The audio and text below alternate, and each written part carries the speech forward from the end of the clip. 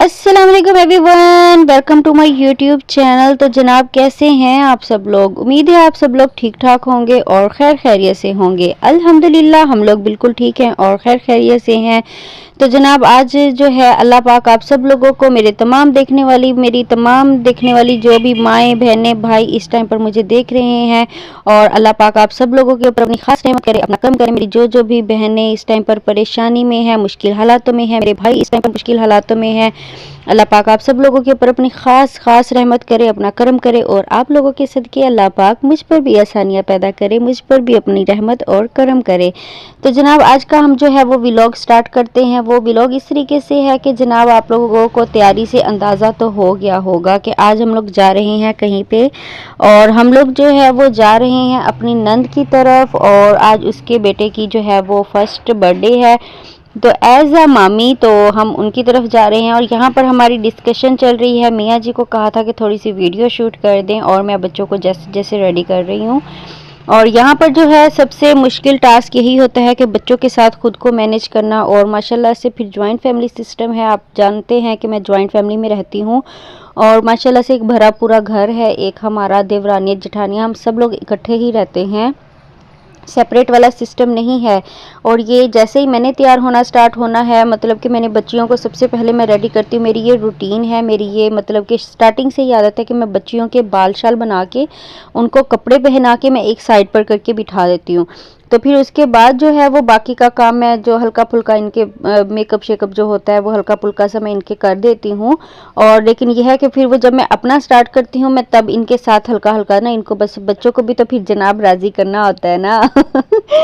तो बस इसी तरीके से है। और यहाँ पर जैसे ही मैं तैयार होना स्टार्ट होंगी, मेरी आ जाएंगी देवरानियाँ, वो भी ऊपर आ जाती हैं। उनको भी इतना मतलब कि वो तैयार श्यार होने का नहीं पता, तो फिर चलो हेल्प हो जाती है एक दूसरे के साथ। यहाँ पर जो है मैं ब्रश के बाल बना रही हूँ, और मेरी बच्चियों के बाल जो है वो माशाल्लाह से इतने सिल्की हैं कि मेरे हाथ में नहीं आते।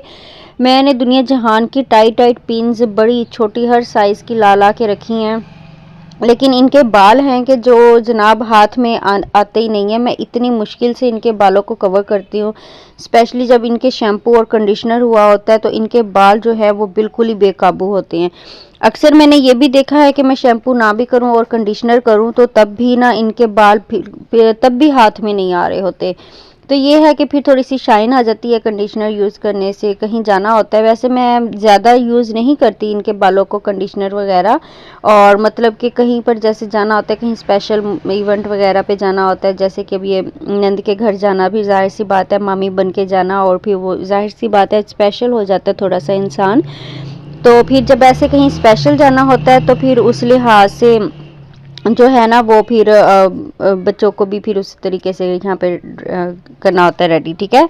और यहाँ पर ये जो इन्होंने फ्रॉक्स डाली हुई हैं ये मैंने खुद ही स्टिच की हैं इनकी, और ये मैं खुद ही स्टिच करती हूँ। अक्सर तकरीबन बच्चों के जो ड्रेसेस होते हैं वो मैं खुद ही स्टिच करती हूँ बाहर से। एक तो सिलाई बहुत ज़्यादा आजकल सिलाई वालों की महंगी है और बंदा अफोर्ड ही नहीं कर सकता। नंबर 2 कि फिर जो डिज़ाइनिंग खुद बंदा सिलाई करते करते करते करते कुछ ना कुछ ऐड ऑन करता रहता है, और जो टेलर्स होते हैं उनको तो जितना हमने बोलना है, जितना हमने उनको कह के आना है, उन्होंने तो उतना ही करना है। तो ये है कि हम लोग खुद जो बना लेंगे कर लेंगे वो ज़्यादा बेस्ट हो जाता है। तो ये इनकी जो फ्रॉक्स थी ये इनकी फूफो की ही वेडिंग पे मैंने बनाई थी, और उसकी शादी को जो हो गए हैं वो 2 साल हो गए हैं, और ये मैंने तब फुल पाँव तक बनाई थी, अब थोड़ी सी शॉर्ट हो गई हैं। इनका स्टाइल कुछ इस तरीके से है कि ये लॉन्ग टेल है, आगे आपको वीडियो में नज़र आ जाएगा इनकी फ्रॉक्स का स्टाइल। तो सबसे पहले जनाब जिसने मेरे चैनल को लाइक शेयर और सब्सक्राइब नहीं किया जल्दी से जाएँ और जाके सब्सक्राइब कर दें।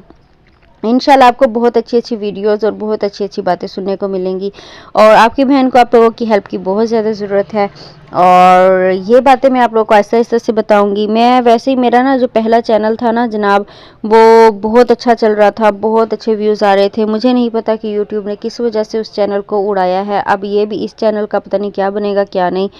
मैंने इतनी कोई मेहनत की थी उसके ऊपर, मैंने दिलो जान एक की थी, अपने हालातों को कुछ बेहतर करने की कोशिश की थी। उसमें अपनी कुछ मैंने अपनी घर की बातें भी बताई थी, अपने घरेलू हालात डिस्कस किए थे, घर की कुछ सिचुएशंस दिखाई भी थी मैंने उसके अंदर।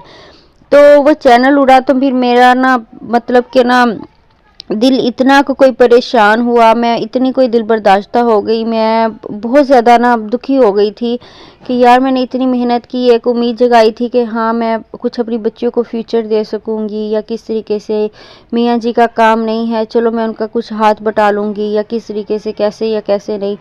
तो मैं इतनी को कोई दिल बर्दाश्ता हुई, मैं आपको बता नहीं सकती। ये 2 हफ्ते के बाद मियाँ जी ने कहा कि हाँ तुम्हारा शौक उतर गया, बताओ ये वो, इस तरीके से वो भी टीज़ कर रहे थे। बहरहाल वो टीज़ तो नहीं कर रहे थे, वो मुझे कह रहे थे कि तुम्हें शौक है तुम कर लो, कोई मसला नहीं है, तुम कर लो, दोबारा कर लो। मैं ही कह रही थी कि नहीं बस मियाँ जी अब नहीं, अब नहीं, बस मैं नहीं, ये वो।